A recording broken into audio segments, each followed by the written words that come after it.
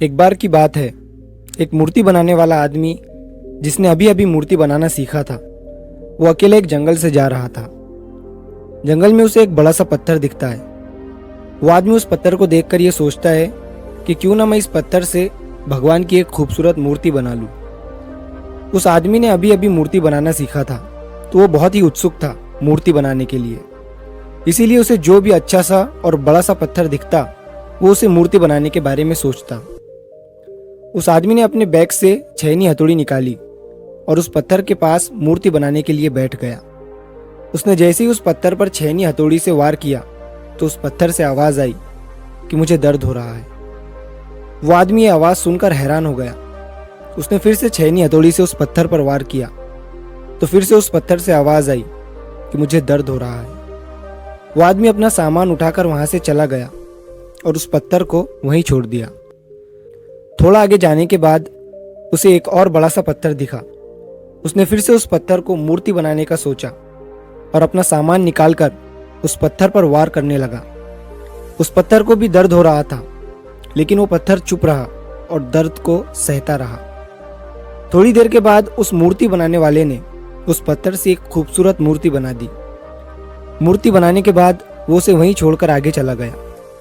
वो एक गांव में पहुंचा तो उसे पता चला कि उस गांव में एक नया मंदिर बना है जहां पर भगवान की मूर्ति की जरूरत है। तो उस मूर्ति बनाने वाले ने उस गांव के लोगों से कहा कि मैंने अभी अभी जंगल में एक भगवान की खूबसूरत मूर्ति बनाई है। तुम कुछ लोग मिलकर जंगल में जाओ और उस मूर्ति को इस मंदिर में स्थापित कर दो। उस गांव के लोगों ने जंगल में जाकर मूर्ति लाई और उसे मंदिर में स्थापित कर दिया। मूर्ति रखने के बाद गांव के एक आदमी ने कहा कि मूर्ति का इंतजाम तो हो गया, लेकिन अब नारियल फोड़ने के लिए एक बड़े से पत्थर की जरूरत है। तभी उस मूर्ति बनाने वाले ने कहा कि तुमने जंगल में जहां से ये मूर्ति लाई है उसी रास्ते से थोड़ा आगे जाओगे तो तुम्हें वहां पर एक बड़ा सा पत्थर भी मिल जाएगा। गांव के लोगों ने उस पत्थर को भी लाकर मंदिर में नारियल फोड़ने के लिए रख दिया।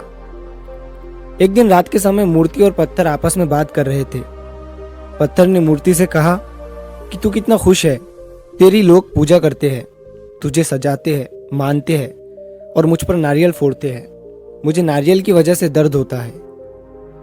तभी मूर्ति उस पत्थर से बोली, अगर उस दिन तू उस मूर्ति बनाने वाले का वार सहन कर लेता तो आज मेरी जगह तू होता और तेरी जगह मैं। लेकिन तूने वो वार सहन नहीं किया, इसलिए आज तुझ पर लोग नारियल फोड़ते हैं और मेरी पूजा करते हैं। दोस्तों, किसी ने क्या खूब कहा है कि जिंदगी जीना आसान नहीं होता, बिना संघर्ष के कोई महान नहीं होता।